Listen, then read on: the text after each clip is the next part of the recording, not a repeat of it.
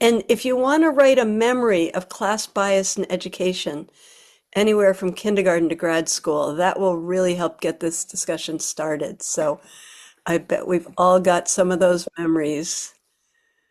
It was foundational for me, that's for sure. Junior high and very, very low income city nearby. I couldn't believe their school. I was so shocked. I had no idea that, we had a gym and a cafeteria and we could take our textbooks home and everything. The free lunch tokens at the beginning of the school day, that must have been pretty stigmatizing. Everybody can see the chat. We're getting some really good memories. Hey, Suzanne. My used PE costume. I still remember Oh, I had my used faded PE outfit. yeah. So it sounds like very similar in Northern Ireland, Ulster University, Leah.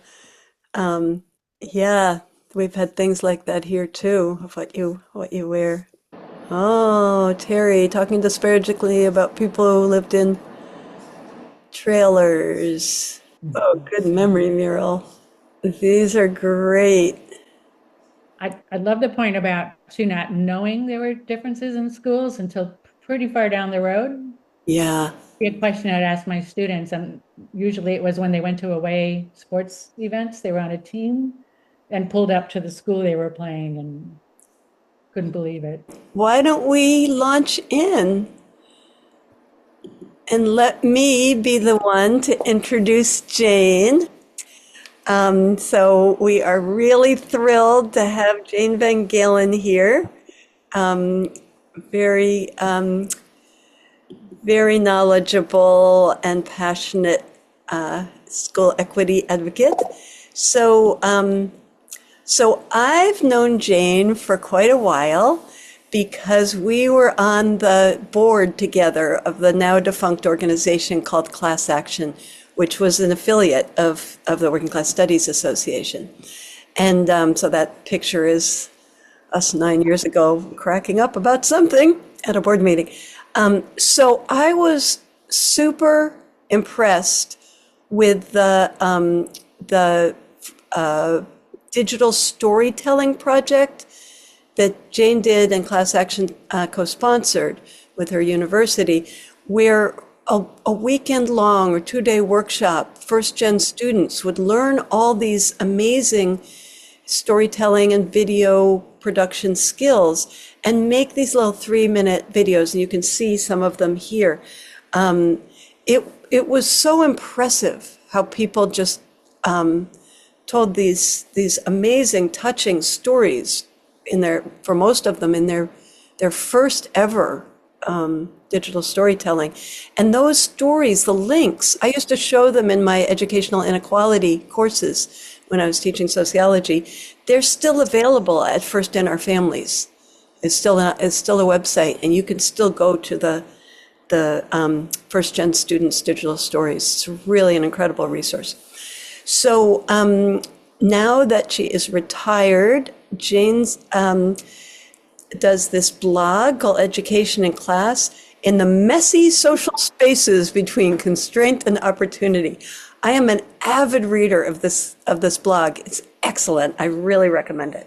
So that's my backstory of why we wanted to invite Jane and why I'm so happy to have you with us today.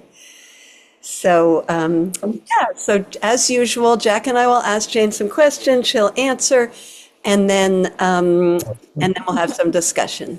And I'll cough. Yeah, yeah, Okay, that's Jane, why don't we start with a little background? Your class background, the various places you've taught besides University of Washington at Bothell. Yeah, yeah. And Thanks, Jack. Thanks, Betsy. I grew up in a town of about 7,000 people in Wisconsin. The nearest college was about 45 minutes away. And I think out of my high school class, I think about maybe 20% of us went to college, and about 90% of those became teachers. So pretty clear trajectory there. Neither of my parents went to college. I had some older cousins that I didn't really know, but some older cousins had gone to college. And I remember my parents going to a college graduation, and I was fascinated. I had no idea what that was about. I married a boy from my high school. His dad had an eighth grade education and worked in a factory that's now a Superfund site. So he lived the factory life. My dad worked for the state. This raises complications, but the major employer in my hometown was the state prison. And my dad worked there as a supervisor of one of the industries. And out of that came my sense of justice, because he did come home and talk about justice. So, but in some circles, saying my dad worked in a prison automatically shut some doors too. But that was everyone in our town worked there. It was a plum job to get after high school, good benefits, early retirement.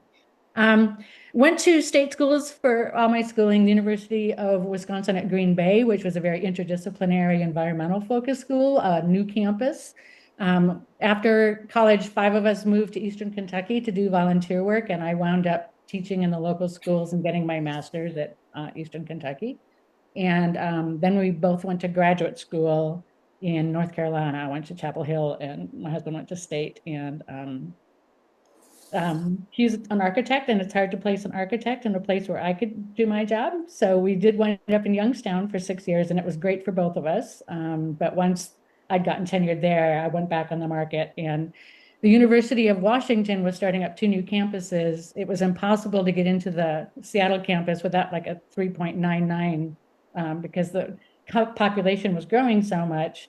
So they started 2 new campuses, and I was hired to work on the one north of Seattle. And to my delight, found that it was mostly first-gen students going there. When we started, all of our classes was at night because all of our students were working, and we would just welcome them to campus at night and make sure that it was a good place there. There were 15 faculty when I got there, and there are 6,000 students now. So if you can imagine the search committees and the curriculum committees that took up much of my time while I was there as we grew that campus. So that's the short version of it. Hey, thanks, Tim. So, there's been a lot of terrible changes since the second Trump administration started attacking both higher ed and K to 12. And the timing of this postponed webinar just couldn't be more amazing with the attacks on the Department of Education this week. But before we get into the recent Trump cuts and attacks, it's not like we had an equal opportunity education system before Trump. So if you could give us an overview of class inequality in American K to 12 education, that would be awesome. Yeah.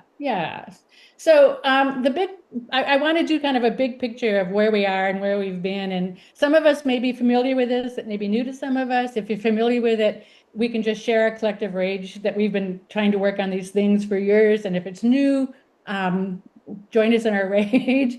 I'll say up front too, I'm going to show you some slides that are graphics, and you're not going to be able to read the text, but I've tried to select some images that are just illustrative of inequality. You can look at it and go, whoa, how did that happen? So just the big picture, we're going to talk about federal funding in a minute, but just to start at the beginning of federal funding, for the most part, started during the Johnson administration. And I need to close this since I can't see my own slides, the chat. So the Johnson administration, the Great Society work, the War on Poverty work, there was a great infusion of funding for K-12 and higher ed at that point, and it was specifically about equity and access, seeing education as a solution to inequality, seeing education as a place to open opportunity, given that things are extremely unequal across the country. And then also big picture, current context, our current Secretary of Education in the US is Linda McMahon. Her background was that she's the multimillionaire owner of World Wrestling Entertainment. And I think she'd been on a board somewhere for education for a year or two. And that's who we now have running our Department of Education.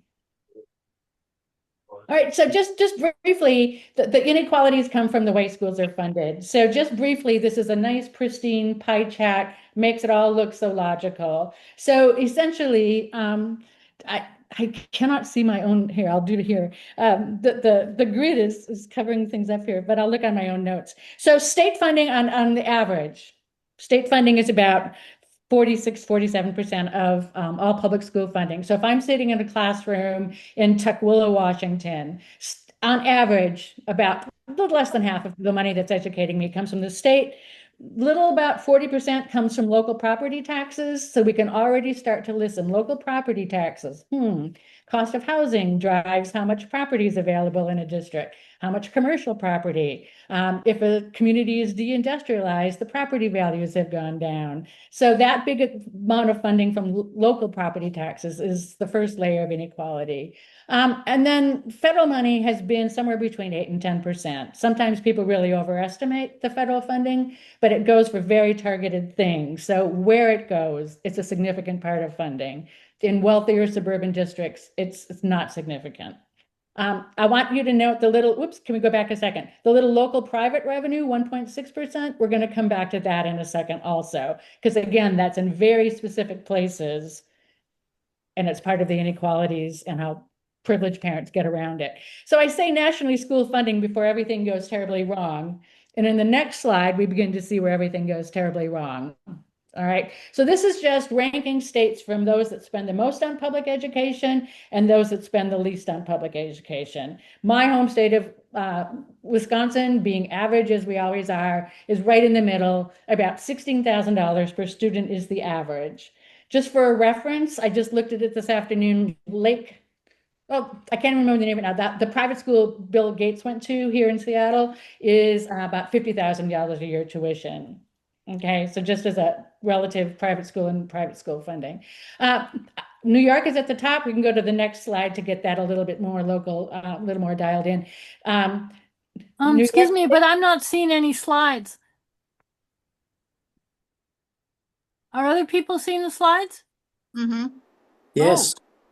Dear, Yes. I don't know. Muriel, do you want to switch to a different view? You might be in gallery view. Oops. Is anybody else besides Muriel having that problem? Why don't you go out and come back in, Muriel? Okay, now I'm in speaker view, but I'm still not seeing a slide. I'm seeing you. Are there Betsy. two tabs at the top of your page, but one says meeting and one says Betsy's screen sharing? No. Oh, well, yeah, why don't you try I'll coming, just listen then. or just go out and come back in, and maybe when you come back in, the setting will be different. Or yeah, I mean, Jane's telling a lot of the high points verbally, but they are great slides if you can get to them. All right, why don't you keep going, Jane, and hopefully we'll. Okay, all right, and will this be videoed also, so people can also watch it later. Right. We're recording this, so. So anyway, just the point, this is just from the top and the bottom of that last chart.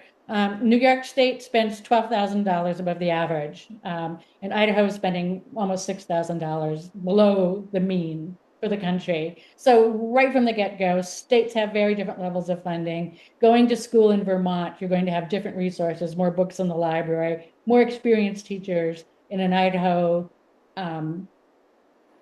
well, we'll talk about Idaho more in a second, okay? And then just the next slide, just a little bit more about state to state. So local funding is all over the place because of variations in property tax. State funding is all over the place just because of the different priorities of the state, different levels of state budgets, the tax base in states.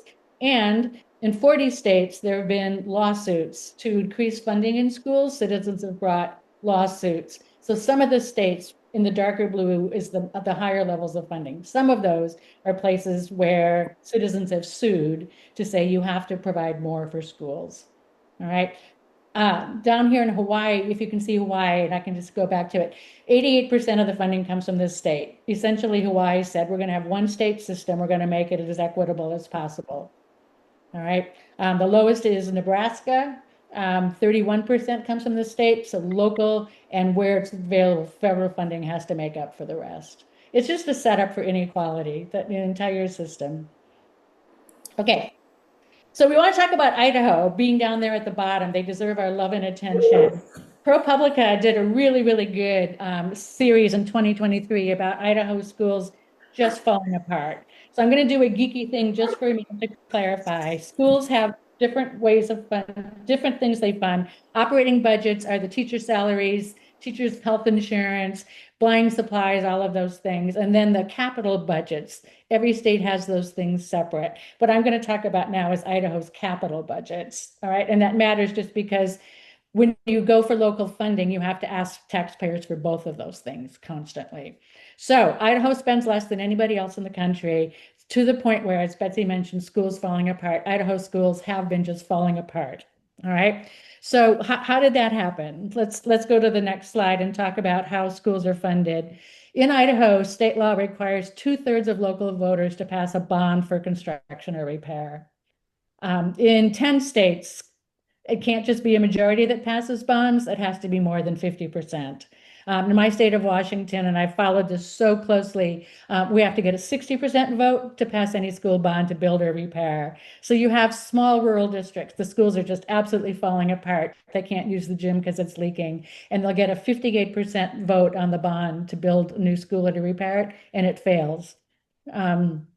So one district that I know of, pretty near where I'm sitting right now, they passed by 60.01%. So they're able to do some repairs on a school that was badly, badly overdue. All right, so rural districts will try multiple times to get bonds. They'll have committees, they'll have people, children standing in front of grocery stores, encourage people to pass bonds. And it's an expensive proposition, but they have to go back over and over and over again. And small rural districts like there are all over Idaho have such a low tax base that they can't raise that money even when it passes. And what's happening now, every time there are school bonds or school funding on local groups, organized conservative groups are coming in, usually from outside the district, and actively running ads and putting up yard signs and things to oppose school measures. So how does the federal government come into all of this? So the federal funding that goes to K-12 goes to very, very specific things. It can't just be you're a poor school district, we'll pour some money into it. Title I schools are schools that have high numbers of low-income students. And it's very much about fair, equitable, and high-quality education where the district otherwise couldn't afford it. All right. Other things the federal government funds: special education. That's a huge, huge part of the federal budget right now. If you have a high number of disabled kids, a high number of special needs kids, the federal government has come in to help support. Then child nutrition programs. Somebody mentioned the free lunch tokens. They don't do tokens anymore, but a lot of schools have a lot of kids getting free food at school. Vocational programs, impact aid. So if schools have a lot of federal property that isn't taxed, they get impact aid. The state of Wisconsin got their impact aid pulled, and any school district that has tribal lands, reservations, has not gotten the money that they were supposed to be getting to replace the property taxes they would have otherwise gotten on federal land. They're still waiting for it. Okay. 63% of the schools in the country are Title I eligible. We have a lot of low-income kids in this country. Only 42% receive it, and it's not that they've been denied. It is an extremely bureaucratic process to get Title I funding. A lot of schools do. They have to have full-time staff just to get it. In my state of Washington, the manual guidelines for getting Title I funding is 50 pages long. All right. So sometimes it's just it's districts decide not to apply for it, or the number of kids are they're a mobile population. They may not be here next year. There's just reasons that people don't apply. But federal money goes, the Title I money goes to 42% of schools across the country. So we can go back to our friends in Idaho and how federal money is supplementing there. And we can start to see that even though they're the lowest state and local funding, the federal money certainly helps, but it's not creating equity with New York. All right. So, and I know this print is small and I apologize for it. Later, when you watch the video, you can zoom way in on it. But the main thing that the federal money is paying for in Idaho is school meals. All right, $77 million worth of school meals going into the state of Idaho. Next is the Title I, and that's the academic support. There could be reading tutors, it could be summer programs, it could be after school fun and games around math and science. It could be having an extra teacher in the classroom, whether a lot of kids have a lot of academic needs and benefit from extra support. And then again, we're not going to read all the fine print on this slide, but you can see there's all these different categories of federal money. It's very, very bureaucratic. But for example, there are some rural and low-income school funding, specifically for rural schools that maybe can only share a second grade teacher across 2 schools and they're 30 miles apart. All right, how do we solve that problem for rural schools? All right, so even with Idaho, we don't have anything close to equity coming from the federal money, but it certainly helps. $365 million that wouldn't otherwise be there. And I love this next chart because this is the higher the state, the more of the state's budget comes from federal education money. So we can see up there, South Dakota is up there around 20% of education money in the state of South Dakota comes from the federal government. Down here, lower District of Columbia, Maryland, they're down in the 5 or 6% range. And the red dots are districts that voted for the current administration. Blue dots are those that voted for the Democrats. Part of this is the legacies of desegregation. In the 50s, when the schools were mandated to finally desegregate, a whole lot of southern districts just sort of abandoned public schools, and lots of parents started up academies. And those academies are still up and running and operating. Nikki Haley attended in South Dakota or South Carolina. I think they had 2 Black students in South Carolina, and they were on the football team. While she talks about growing up in a community where everybody loved each other, and yeah. So the cuts to federal funding are clearly going to be affecting Trump supporting districts, but only some people in those because others are finding other ways to get around it. So speaking of getting around limited funding from the public, let's start talking about black box funding. This image made a huge wave in my community in Seattle a couple of years ago when our local public radio station did a feature on PTA funding. And I'd known about this PTA funding because some of the teachers I worked with would get hired on private money raised by the PTA for their schools. But at this particular public school auction, they raised $422,000 in one night. Private, they would control how it would be spent, and it would all go to their kids in the school, and the school had only 282 kids in the school. We can do the math, all right? Things happen in these public school actions. So someone has a weekend house in Cabo. They can auction off stays at their weekend house. They can pull wine out of their wine cellars. Their close personal friend is the best chef in the city. They can auction off private dinners. They have the resources to sell to their friends and the money to buy them, though they don't need those things, just to put more money into the coffers of their local school. So I mentioned some of the teachers in my teacher ed program would get hired. One school hired a full-time science person just so that the other teachers wouldn't have to learn as much about science. So a high-income school, here, the new schools are up on the ridge. That was one of those ridge schools. They had a full-time science teacher who could go from classroom to classroom to spare the other teachers from having to learn more about science. Another teacher got hired. One of the districts, they had a competition for who'd have the highest test scores. And the second highest test score didn't like that they didn't have the highest test score. So they hired one of our graduates to be a reading teacher to bring up their test scores so they could be the best, all out of PTA money. I'm just frivolous. School nurses and such. They will explicitly talk about this being, well, all those other schools get the Title I money from the federal government. Our kids don't get those. So we have to raise money when it's completely different scale of money for completely different purposes. Some of the local schools that don't have wealthy PTAs just combined to have a jump-a-thon, and they raised enough money without rich parents auctioning off their Cabo weekend house.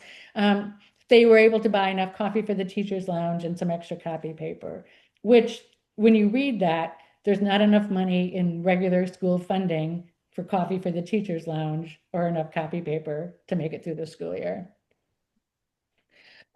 So more of the black box funding, just another let's gasp in collective outrage. These are the high schools in Seattle. The high school that's closest to the university hospitals, closest to downtown and the tech companies and such, has sitting on $3.5 million that they've privately raised. $3.5 million. Whereas the schools at the bottom or in the south, diverse working class, low income parts of Seattle, they have none of that money that they can raise privately. So then another layer of black box funding, there's the school by school funding.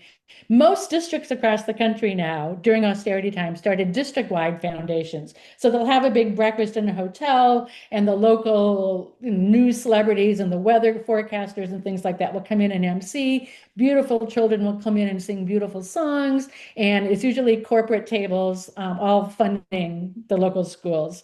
So District A has several of the big tech companies headquartered in District A. District B is out by the airport, very low income, very little commercial property, lower valued houses. District A was able to raise $1 million plus at their big event for the foundation. And just the things that they were able to do, computer science for at least part of the year in every single elementary school. Mental health screening, what schools don't need mental health screening. In that district, 16.5% of the kids are getting federal money for your reduced price lunch, and that's based on family income. District B, they had a digital book library, they had a computer club after school for some kids, and a tragedy here, District B, the high school had one of the racist logos for their high school, the mascot. They decided to change it, and the band said, wait a minute, our uniforms have that logo stamped on the back. We can't wear those uniforms anymore. So for a couple of years, they were wearing T-shirts that the kids had bought themselves, had printed, until the foundation and other groups could raise money for the band uniforms. And in that school, almost 50% of the kids are getting the federal money based on their family income, the free and reduced price lunch. So we have the schools individually, we have the foundations individually, all this extra layer of funding to protect wealthier parents from the austerity of school budgets, while the kids in low-income schools, low-income families make do on local. And then beyond all of that is the opportunity hoarding. So one of those high schools in that last slide had an excellent jazz band for years. And it was a very diverse jazz band. But as housing went up, more people of color were moving out of that neighborhood. They couldn't afford the housing there anymore. And it became an all-white jazz band that began competing. And they could afford to send the kids to New York to compete, or they could afford to send their kids to march in the Rose Bowl parade. It was just a very well funded. And then it became such a high status thing that parents started making sure their kids had saxophone lessons starting when they were 6.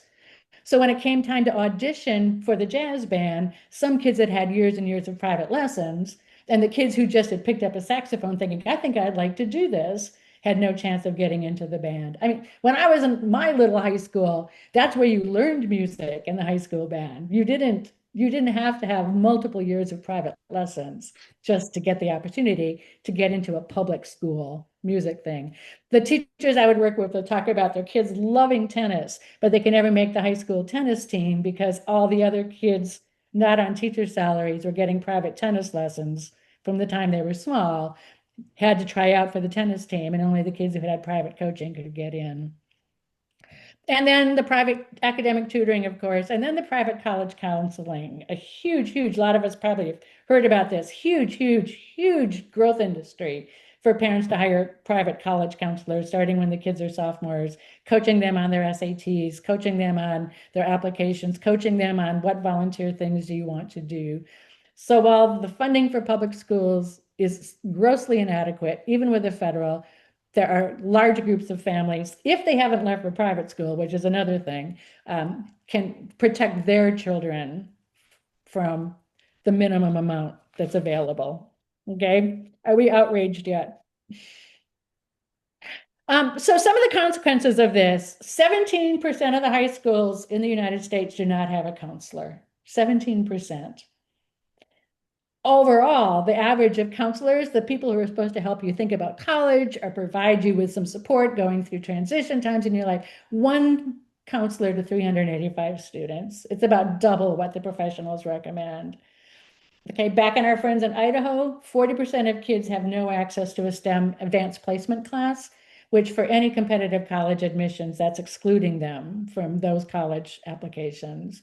Massachusetts, comparably, it's only 4% of kids can't access a STEM AP class. Schools serving low-income kids are 4 times more likely to have teachers teaching outside of their field. The math teacher had 1 biology class in high school, but we can't find a biology teacher to come teach in this school. Why would I when I can go over there and they have a $3 million endowment? So they have the biology taught by someone without a strong background in biology. There are rural schools around here that will hire a substitute teacher for the 2nd grade on an emergency basis. They leave. Around Thanksgiving, another substitute comes into 2nd grade. They leave, another substitute comes in, and they may or may not be certified because you can sub without being a certified teacher. And then the kicker is that funding is per pupil. All of this is based on X number of dollars per student. And the parents who haven't gone to private school have the exit option, and that gives them a great deal of power.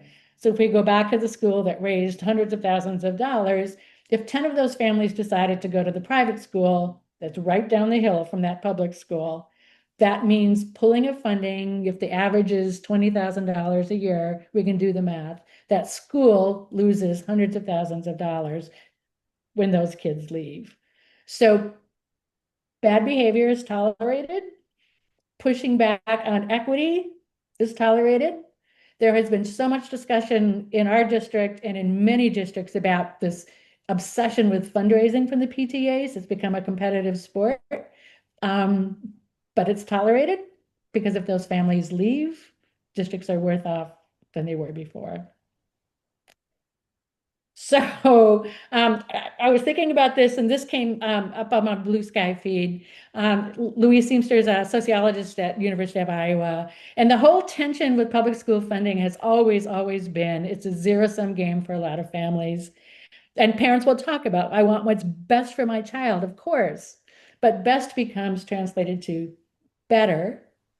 And that's an entirely different way of thinking about the public commitment to public education than if all families, everyone in communities was fighting for better and more affordable schools for everyone. So that's the really sad part of what I'm talking about, but just to kind of lay a foundation of how all of this works before we talk about what's happening now in the administration. And I'd like to pause a minute and sip my tea.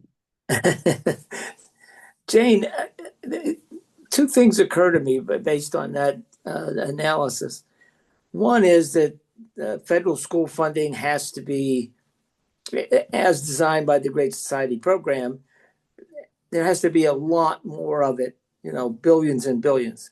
But the second thing is that no matter how much of that there is, the public schools are going to reflect social class inequality of a larger of the structure of the society, and that part of the solution for quality of education has to do with achieving some kind of equality of income and floor that is much higher for I can't agree with than you it more. is now. Yeah, I can't agree with you more. I'm going to put something in the chat, and there's a QR code at the end of the slides, just some resources. And the first ones are childhood well-being and the high rates of child poverty that we tolerate, and the high rates of disparities between families and single communities. So you're absolutely right.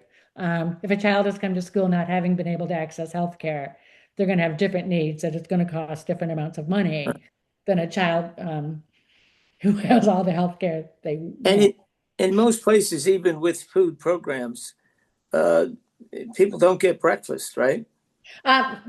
If you're free reduced price lunch, I believe you can also get breakfast. But if you've seen these breakfasts, you're not running to school to get that breakfast. I mean, it's usually, most schools don't even have kitchens anymore, so it's all kind of prepackaged stuff. So it's cold cereal juice. And, yeah, it's not the nice ladies cooking lunch like it was when I was growing up. It's something trucked in for the most part, unless there's this wonderful school about 20 miles from where I am. They have school gardens, and they're able to grow their food and cook their food, and they had a special kitchen. Yeah. So again, disparities in what kids can Right. Yeah, no, I completely agree that the basic problem is the high levels of inequality we tolerate. And always assuming schools are the solution to that, because in the next generation, anybody who does well in school will be fine. All right. But the only people who, I mean, the people who don't believe that the most are the privileged parents, because they're investing incredible amounts of energy to make sure that their kid doesn't have to just rest on, I'm a smart kid and I work hard. I mean, all those investments are going into making sure their kid shines. Yeah. Yeah. So yeah, but this idea of property taxation being the basis, we know it's flawed, and all of the court cases will say, okay, the state has to try to equalize, but they start talking about it as Robin Hood, that we're going to take from the wealthier districts, and it need not be. It doesn't have to be zero sum. Yeah, there's only been one major federal case about school funding, and it said, well, actually, the US Constitution doesn't have anything about education. Oh, So yeah. this really is a state issue. Um, and state issues wind up arguing about, well, what is basic? Because most state constitutions, they all have different language. Mine is abundant resources for schools. Well, what does abundant mean? Yeah. Yeah. Right. So they argue, well, what's the bare minimum we need to fund?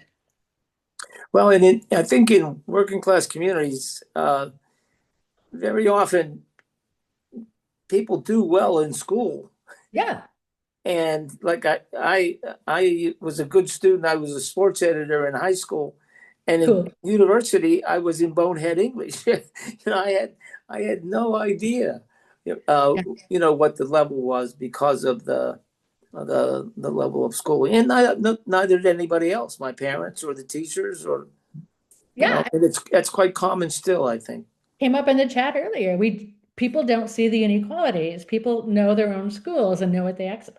My first year in college, I remember hearing some other kids, and this was a state school, but we had kids from all over the country because it was an experimental school, talking about the books they'd read in high school, and I was stunned. Because I was an avid reader, but I'd go to the bookstore in the mall 30 miles down the road and get Now a Major Motion Picture books. And that to me was, I was very literate. Nobody else was reading as much as I was.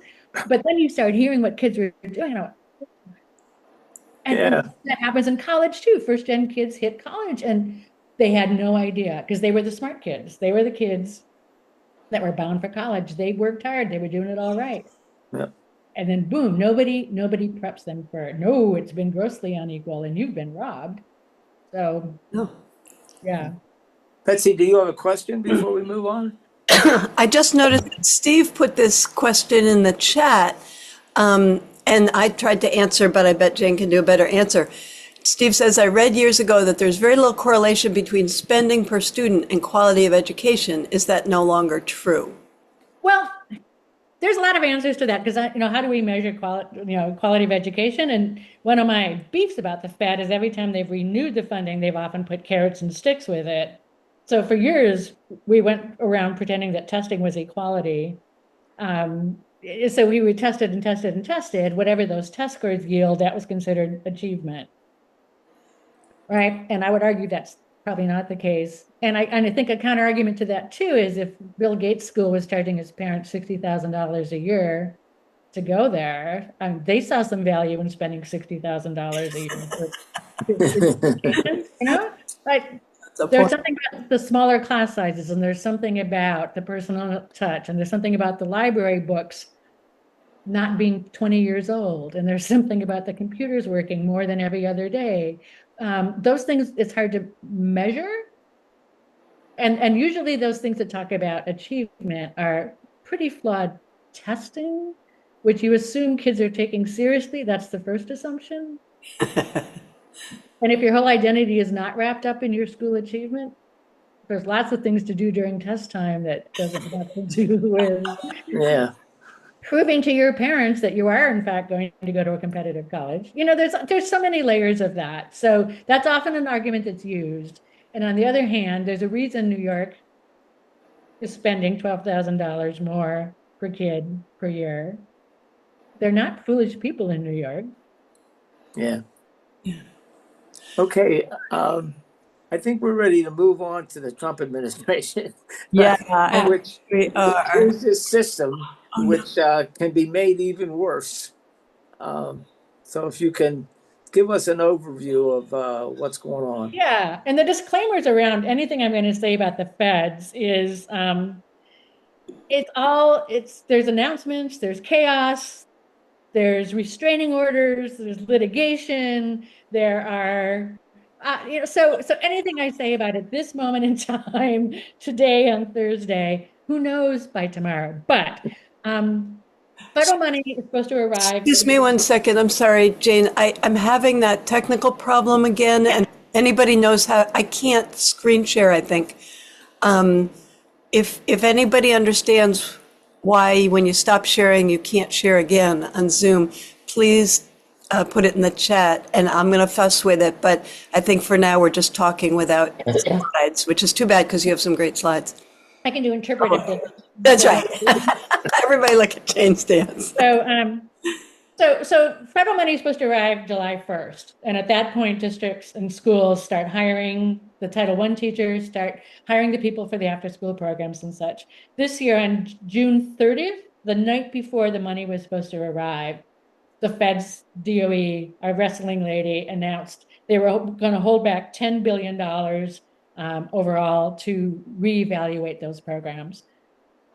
So there were massive layoffs, there were cancels of purchasing. About $6 billion of that eventually went back, but there's still $4 billion outstanding, and the districts have administration. So we go back to TRIO. Yeah, TRIO programs. So their programs, and the current funding only serves about half the kids that are eligible, but starting in junior high, colleges are able to go with TRIO funding to go in and start talking to kids about college. Can you start imagining yourself as a college student? Supporting kids in figuring out how to apply for college. Schools were having all the parents come in, and if you had a child fill out the FAFSA, the financial aid forms, they're a nightmare. So they'd have all the parents come in, fill them out at once, and give support for filling out financial aid. 120 of those programs were just canceled without warning because of DEI. Because in the application, they specifically talked about how they were going to try to recruit diversely. One of the schools that got canceled had targets to make sure they were reaching equal numbers of men and women, and that got canceled because they referred gender, right? And in the meantime, there's been huge increase in interest and political support behind voucher and choice programs, put schools on the market. And the challenge with that is that a whole lot of those programs are for profit. Besides the stretching of the budget now, these folks are also going to pull profit margins out of the public funding. So kids would have even less. And then just yesterday, they finally announced that they cannot close the Department of Ed as they want to. Congress has to do that. So they're breaking it up in pieces and scattering it across the different agencies. And logically, or not, higher ed and K-12 are going to the Department of Labor, as the wrestling lady said. Well, schools are about preparing kids for work anyway, so that's a perfect place. Oh, Schools are about democracy. Schools are about building communities and a sense of community responsibility. Schools are about lots of things. And the Department of Labor counts who goes to work. They don't. Yeah. So that was just announced yesterday. Department of Ed was the smallest agency, the smallest number of employees. Department of Labor is one of the biggest agencies. Whatever's going over there is not going to be a priority for the Department of Labor. And they keep saying we're sending education back to states and local governments where it belongs, but the funding is not shifting. The funding was there in the first place because of inequalities between the states. So that's in a nutshell is what's happening, but major funding cuts.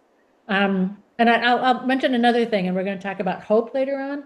They had put out, they had waved the flag of they were going to move special ed to some of the health agencies. The good thing about special ed is that those parents are fierce advocates for their kids. and they've been organized for years. They've had to be organized for years to get the supports their kids need. And once they kind of put up the trial balloon, they were going to move special ed, they got hit from 50 states. And of all the things they shifted and moved, they did not move special ed. And it may still be coming, but it's a good indication that some political pushback is good. And those parents have been organized for years. So for Jane, now, special ed's not moving. Jane, the dismantling that was announced yesterday. Yeah. I saw an interview with the Secretary of Education, the wrestling lady, Yeah. and what she said was these were like pilot programs, so that they were temporarily placed in other departments, but they would need an act of Congress Yeah. to have them there permanently. Yeah. They're calling them partnerships. Yeah. They keep making I mean, up the level terrible of things. Yeah. disorganization that's going to, because that kind of transition is difficult in any case. Of And course. here it's temporary. Of Yeah, course. Of course. And so some of the other things that are moving other places, like foreign languages, there's some State Department is going to take some of the foreign languages, but it's separate now from where the universities are operating and separate from where high schools are operating. We need to be clear. They want to dismantle the whole thing. They want to dismantle the whole thing. All the sowing of distrust about DEI and the communist teachers. And oh my gosh, if you've been anywhere near teacher education, you'd pray for a few more communists, but they're not communist teacher ed. I mean, I loved every student I worked with, but these are not radical social change people. So the whole denigration of public education, they want to dismantle it and push it out into private entities, fund religious schools. That's the bigger game here. Can we transition to higher ed? And, we only have 5 minutes left, Betsy. Oh, what time is it? Well, until we open it up for conversation. Yeah. But I think that if we could use that 5 minutes or 10 minutes wisely and say, there's a lot of classism in higher ed, and there's a lot of changes in higher ed, and it would be great if you could touch on that. I'm sorry I can't share your excellent slides on that. Yeah, I'll just talk a little bit. So, and again, this is a place where the feds have been dropping the ball since the Reagan administration. So I'm old, and when I went to school, Pell Grants paid about 80% of the cost, tuition, room and board of me going to school, about 80%. So I had some loans, some other small scholarships, stuffed envelopes in the admissions office, whatever I had to do for cash. The current level of Pell Grant, what it will cover the cost of education is 30%. And students have to come up with the other 70. And that was before Trump, right? The only thing Trump has changed on that now is that they are also making short-term for-profit programs eligible for Pell Grants. So they're taking that small pie and spreading it further. So if I announce I'm to replace all the immigrant truck drivers we're firing, I'm going to run a 6-week truck driving school and I'm going to make $100,000 on it. But, wink, wink, my students cannot get Pell Grants to come to my program. Especially if I know somebody in the Department of Ed. Only 30% would, covering the cost of it on average, but nonetheless, they've taken a small pie. The access programs, Trump has officially called for eliminating all the TRIO programs, calling it an artifact of the past. And that's, again, the pipeline from high school through college, support programs on campus for TRIO students.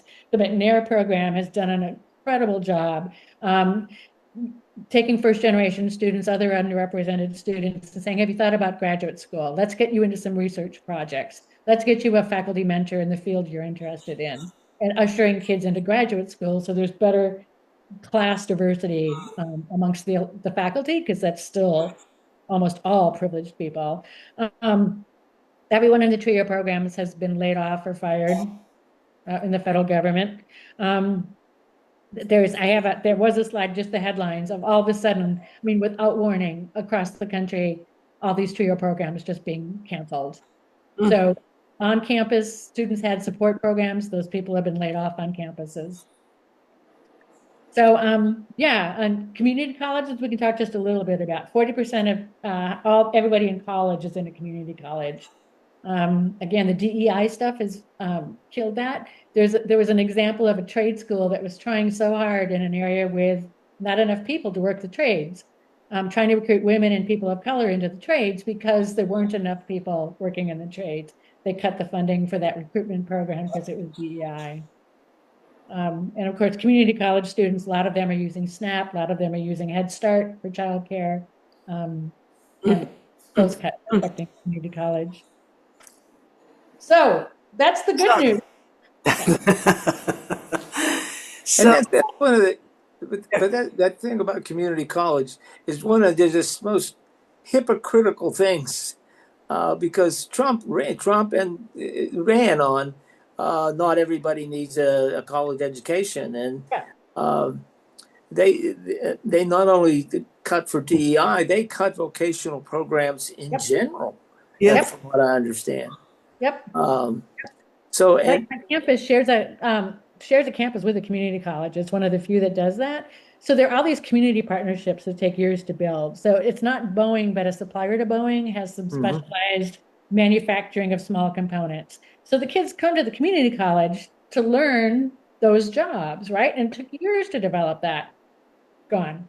But and very often that happens in even smaller where smaller industries where the community college is connected with manufacturing and various bus driver. I mean, like transit drivers and things like that. That it's just disappearing. It's just Yep. There was the Research Triangle Park in North Carolina. Community colleges were helping to train the lab technicians for all those research facilities between Durham and Chapel Hill and Raleigh. Well, first, the research people got their research funding cut. And then the community college got their training program cut. yeah. Those would have been excellent paying jobs. Some career trajectory there. But if I can ask one more question before we open it up, and that is, why are they doing this? It's I mean, it's make America dumber. Is that the? I mean, I just can't understand what's the popular base for this? For this attack on education up and down? Can you make any sense of that? I wish. I can't see it apart from sowing distrust in every single public institution. In the very idea of democracy, they're just sowing chaos and distrust everywhere. Anything close to equality of opportunity is being destroyed everywhere. So there's a very big self-protection for these billionaires that are taking over DC now. They keep saying they want to send it back to the states and things like that, but they're not. And again, there's a huge, I mean, if you look at what AI is talking about, the AI people, and they're just going to replace teachers with AI. I mean, there's just so many layers here of the people who have not been in public school. I have a different answer to Jack's question, which is the teachers' unions are major funders of the Democrats. And so the unions need to be undercut, and there need to be fewer public school teachers because they see them as a political enemy.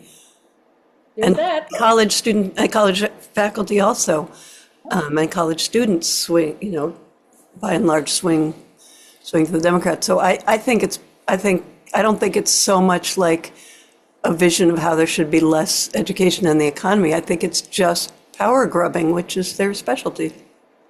And they're talking about everybody going to work in glorious factories. Yeah. But and what is, I was going to say impressive, but especially what's scary is how systematic it is. Yeah. This is not Trump. I mean, Trump doesn't have the knowledge to up and down undermine. They canceled cancer research at universities. It's just amazing. It is. What's on the page right now, I just put this link in the chat too. I just put up some extra resources wherever I got these charts from, some things on child well-being. Oh, great. Awesome. Higher ed. And I'm trying to keep up with these and writing them on my site too, and I'm not self-promoting my site, the Education in Class. But I am trying to make that a place that for people teaching about these things or first gen staff who are mostly talking about psychological dimensions of class, not inequalities, some more resources to make those programs more about social justice than feel good. It really is a great place to Yeah. that blog. It's fantastic. Yep. So shall we open it up? Yeah. And, the discussion. Oh, I think you're seeing it again, aren't you? That was weird. So we thought that Jane has some answers to this question, but we thought we'd start with you all and say what can be done. What's these? We had a terribly inequitable system, but with some positives, and now those are being dismantled. Yeah, let's both in the chat or by raising your hand and unmuting yourself and speaking. What do you see that should happen to push back on educational inequality?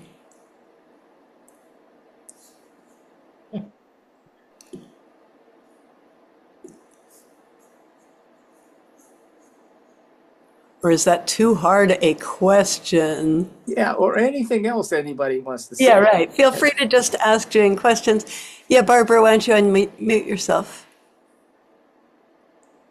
This is really enlightening because we need to have this data, and so I'm really concerned about the data. So one of the ways that I think possibly we could galvanize higher education, especially the high school and the middle school, is to get them to help us with tracking the data. Yeah. Learning how to advocate for themselves through the data that they collect in their own communities. Yeah. And I my biggest problem is we're really looking at the complete shutdown of federal statistics and federal data collection. And I have always been a squeaker at the table why rural America has never been truly represented. And the only way that we're going to get the rural data is through the school system. Yeah. So I would love to hear other people's thoughts on something that would work like that. I see Muriel, you've got your hand up. Do you want to say something, Muriel? Well, I don't have any comments about data, but it appears to me that the larger situation is changing, even if Trump had not gotten elected. So it's what I see them doing is completely unsystematic. I mean, they're just getting out the chainsaw. However, irregardless of that, the role of college just cannot continue to be what it has been. So the jobs for college graduates just aren't there for all of the college graduates. And so, too, the idea of more training in the trades and crafts, yeah, okay, that's great. However, it appears to me that the future of sending everybody out to install PVs and windmills is also not really a viable future. My concept is that we need to relocalize and sort of simplify everything. Now, you actually don't need a lot of expensive equipment to teach basic stuff. So, like, for example, I'm an engineer, but I'm 71. And so when I was going to school, we didn't have computers or anything like that. We didn't even have calculators. But I managed to learn, algebra and calculus and so forth. So there's a lot that you can do if you have the people who know what to do. So If Jane wants to respond to what you're saying. Oh, and let me just mention, I'm going to post in the chat this wonderful book called The Teenage Liberation Handbook, which is designed for homeschoolers, but is so empowering and creative. It's a great tool for any age. Very cool. Oh, thank you. Right before I left for college, I read a book about how to avoid college. Uh, And it was great because it allowed me to think about the decisions I was making and not just do whatever the advisors told me. But I didn't know what I didn't know. Right. So there was that. But as for the resources, and I think everything I've said about K-12 is that it's a vicious blood sport.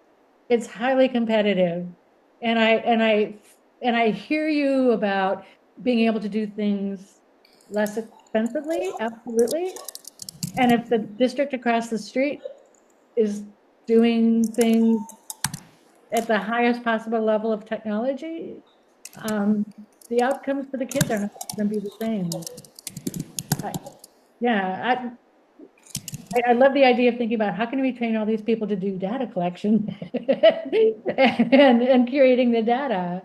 One of the things you mentioned rural, one of the things that has happened also during Trump, I don't know if you remember the feel good stories during COVID when we'd see stories in the newspaper about kids in the parking lot of Burger King trying to grab the Wi-Fi so they could do yeah. online school. And it was like, oh, look at those plucky kids. Well, the infrastructure bill had money in it to buy portable Wi-Fi hotspots for thousands of schools across the South and in rural areas. Libraries could apply to get them. Schools could apply to get them. Kids who had an hour-long bus ride could have a Wi-Fi hotspot on the bus. Mm. Ted Cruz and Brendan Carr killed that funding. So it's in an ideal world, there are people educating kids without the need for Wi-Fi. I'd love that world. When you don't have a biology teacher and the biology teacher is in the next district and you're doing it by Zoom because your district doesn't have a biology teacher, Wi-Fi becomes a necessity. Yeah, oh, there it is. Yeah, I didn't know what sensitive eyes would be here, so I entered the headline. So Cruz tried to get it through Congress and they wouldn't kill the funding, but then the FCC chair said he was worried about kids' unsupervised access to the internet. But it was about AT&T not wanting to give away Wi-Fi when they'll eventually profit from installing it.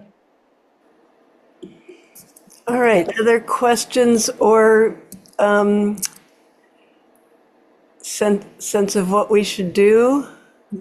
Or do we want to hear what Jane thinks we should be doing? Betsy, can we go back to seeing people? Yeah, it's when I stop sharing that the sharing gets disabled. Oh, okay, never mind. Yeah, I don't, I've run into this glitch before. I don't remember the solution. I've been Okay, leaving and coming okay. back. So I'm sorry. I know we like to see you can see the people by clicking the little 9 dots and you see the people little. You can see, go to gallery view. So Jane, you did create us some to-do lists if you Yeah, want to go through these. Jack and Betsy's prompts to me were, how do we solve this? And I went, oh, I want to cry. I have no idea. But steps we can take. We've mentioned the teachers' unions already, and the right does vilify them, but often in those contract talks, they're talking about equity for kids. We cannot have kids in 34-person classrooms. So the local teachers unions, they are doing political advocacy all the time. And there's someone prepared in every school building to work on behalf of the local unions. And they're well-trained people in organizing. So contact your local teachers unions and what do they need? Where do they need voices and advocacy? And it is so important to not blow off these local school board elections or the bond and funding elections. They often have them in off years on purpose so that only people really invested in schools know about it and come out to vote for it. It's a bizarre strategy people are doing. But if you listen for those, that you can work to keep the funding going in your schools. Every state right now has some sort of a public advocacy group, and finding those groups and again, pitching in, what are they doing? What are the campaigns they're doing? And again, the state teachers unions are being great right now. college campuses, we didn't talk too much about the first gen programming and things like that, but I have a huge, the people working with first gen students who still have funding and still have their positions are coming out of student affairs, and they're thinking about student development and student belonging and academic supports. They're not talking about the gross inequalities that have put students in the position of needing extra support on the first time. And I think faculty and those of us communities who know this work have just a huge role in stepping up to start those conversations. You don't support kids of color without talking about racism. You don't talk about supporting women without talking about sexism. You have advocacy around the political, but in most first gen programming, there's nothing of the political, nothing.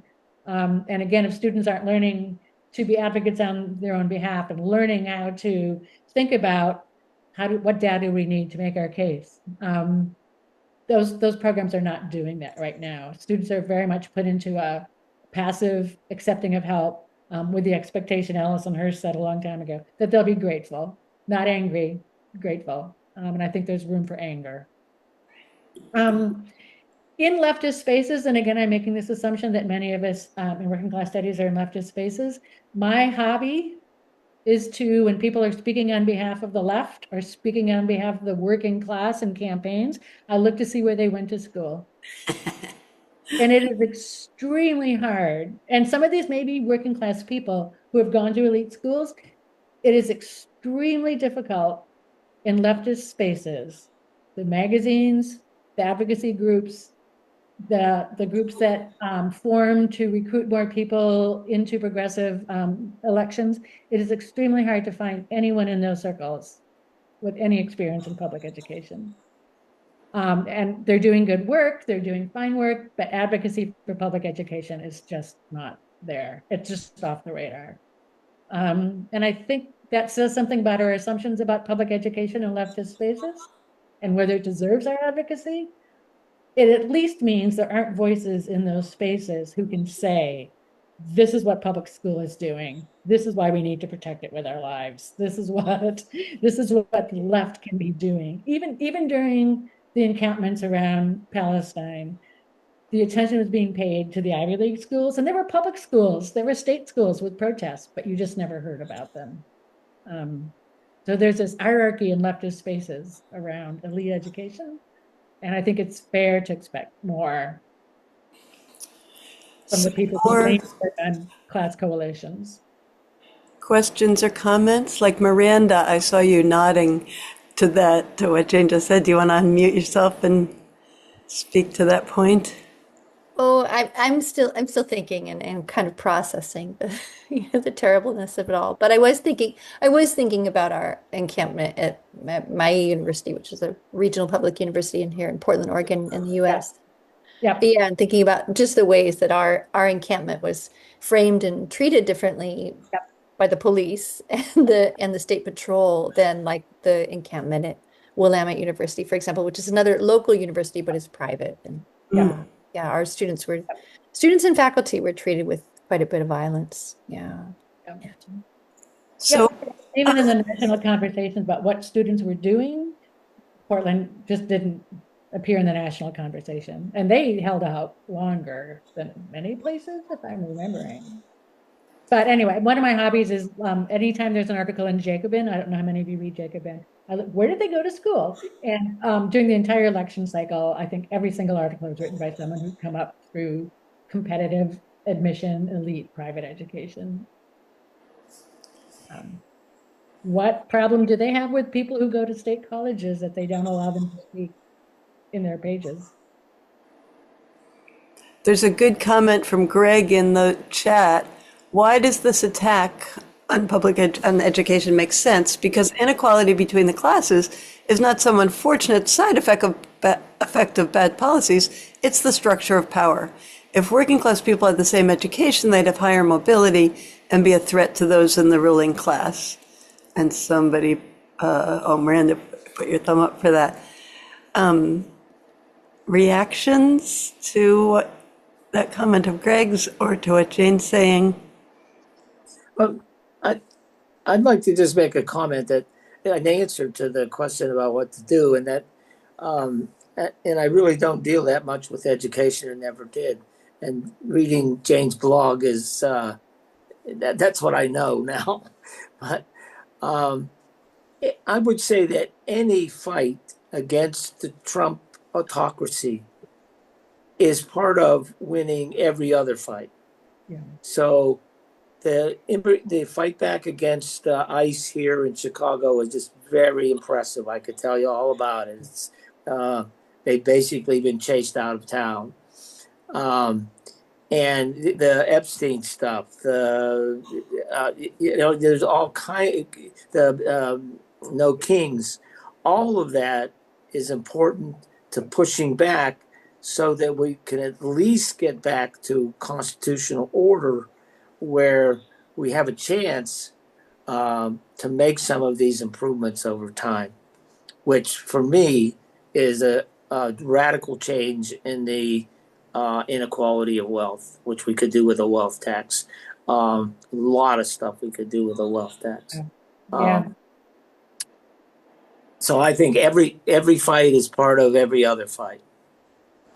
There's a point I want to make about that, Jack, about getting back to a constitutional order. Education was originally about you can't have a democracy without people able to deliberate with each other. And we went through a period, and it was Obama and Bush, when there was so much testing done in public schools in the name of equality. Mm-hmm. We were trying to place teachers in schools to do their practice teaching. We could not get anyone to practice teaching social studies until after the testing was done in the spring. Nobody was teaching social studies until April.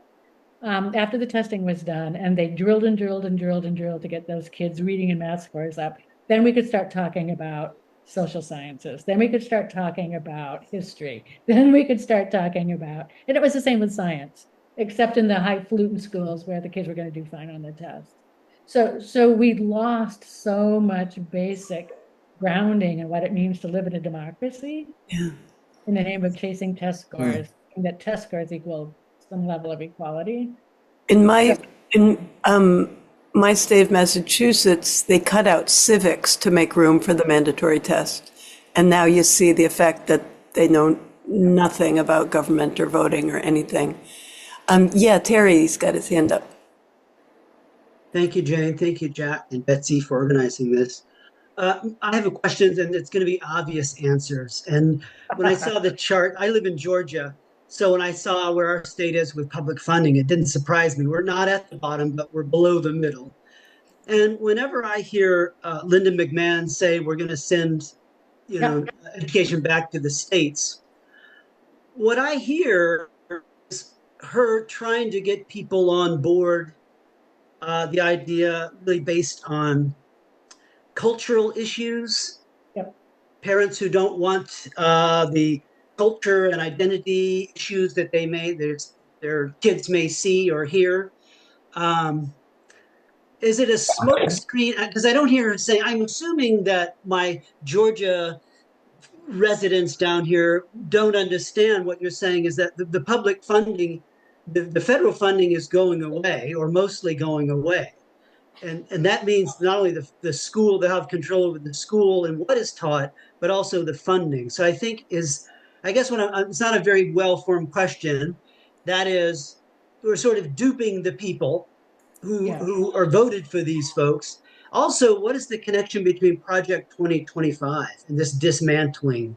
It was all outlined. It was all outlined in Project 2025. And the people who wrote that chapter were then appointed to work in the Department of Ed to dismantle it. That was their job.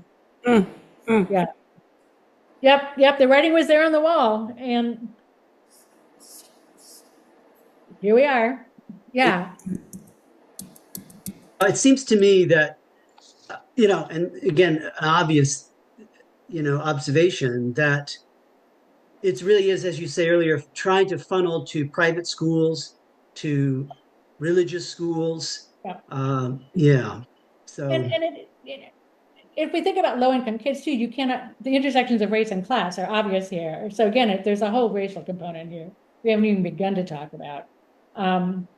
But yeah, And schools, a Black kid is more likely to be in a segregated school now than when segregation was outlawed in Brown versus Board of Ed in the 50s.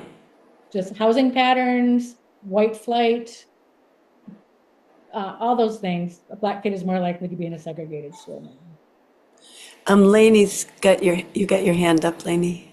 Yes, I do. I would love to get Jane's opinion on the reclassifying of professional degrees and excluding things like nursing, social Yeah. work, physician's Yeah. assistants. I just started seeing some of that this afternoon. Yeah.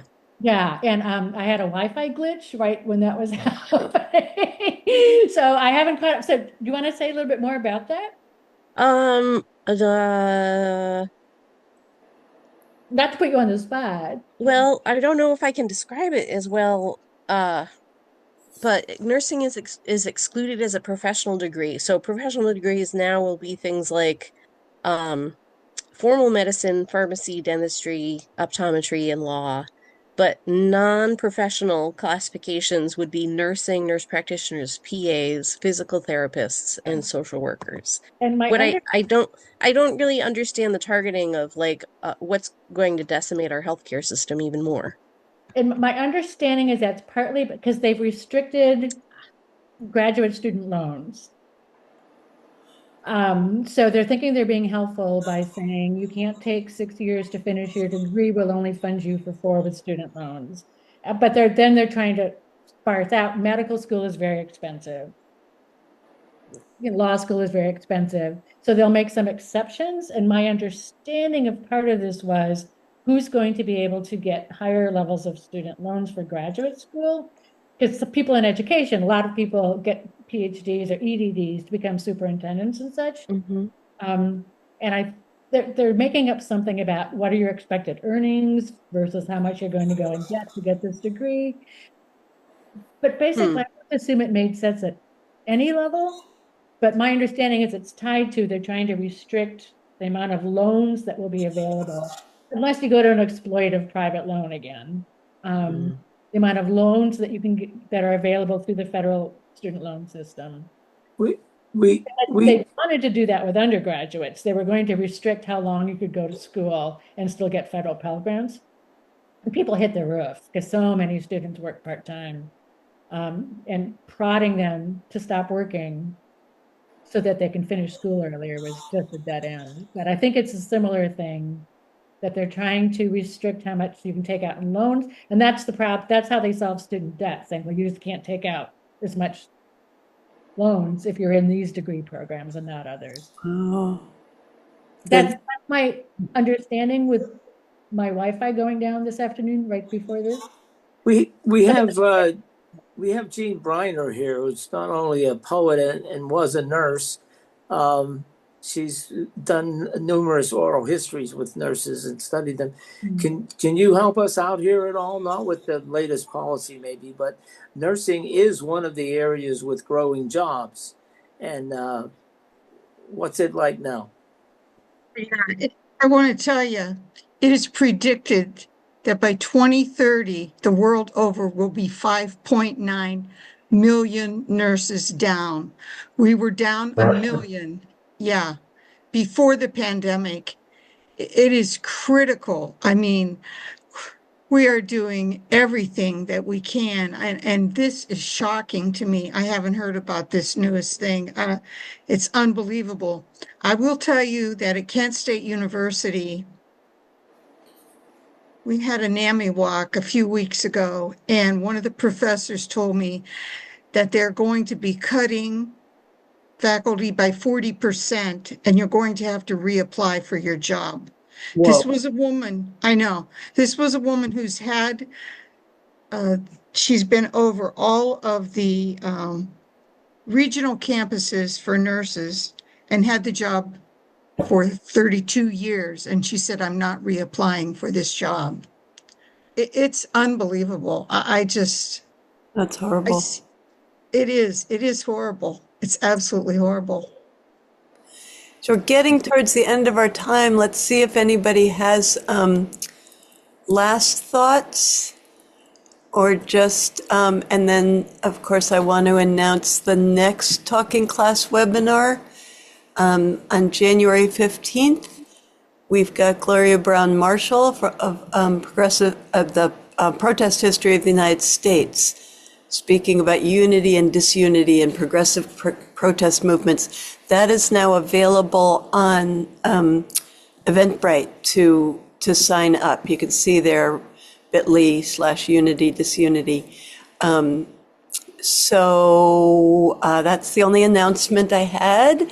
I have one, Betsy. Yeah, what's yours, Jack? I just want to tell people that early on, I think actually the first webinar we did, or the second one, was with Paul Dean, who is a sociologist, and his book that we talked about prior to its publication has now been published. It's called Class Cultures and Social Mobility. Now, that's not what you think. It's not about how unequal our system is. The subtitle is The Hidden Strengths of Working Class First Generation Students. So Paul really has a different kind of take than is usual, at least for economics and sociology. And you might take a look at it. So other last comments or announcements? Some of us, I don't know if you all know this, but the Working Class Studies Association conference this year is in Sydney, Australia. And so some of us, like I know Terry and I will be there. Some of us are about to see each other on the other side of the globe from where we are right now, those of us in the United States. So yeah, we'll have stories from Australia when we come back. Wonderful. For Mata, do you want to say a last comment? I just had a question. I registered for this, of course, online. I found this through Eventbrite, and it said the event happens. I'm not a practicing sociologist, but my degree was in it, and I was really interested in attending the event.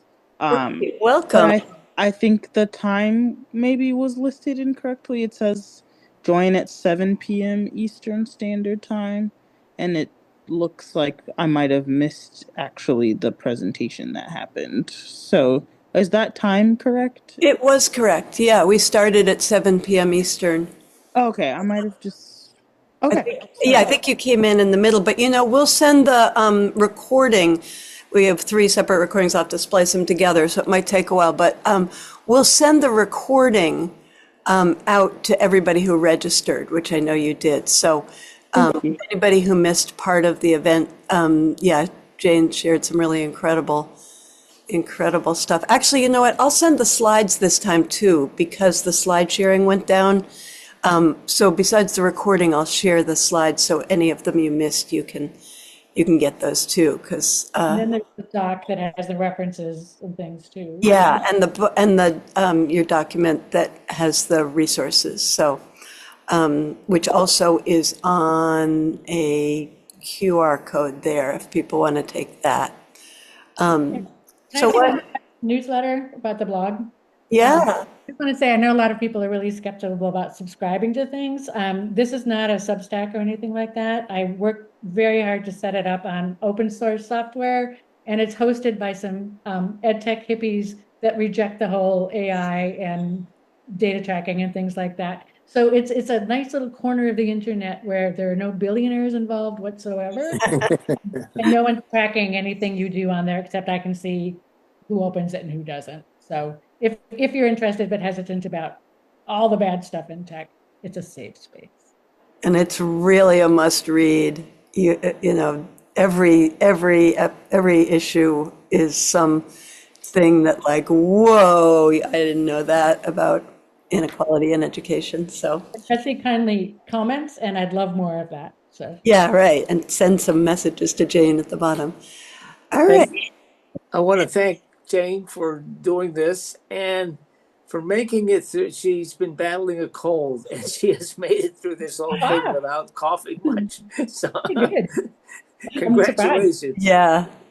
And yeah, really thanks to you, Jane, and to everybody who was planning to go last week and managed to deal with the postponement. So really happy this was able to happen. And So healthy wishes to Thanks you. for the invitation, Okay. and despair is healing. Yeah. Apparently, I feel better.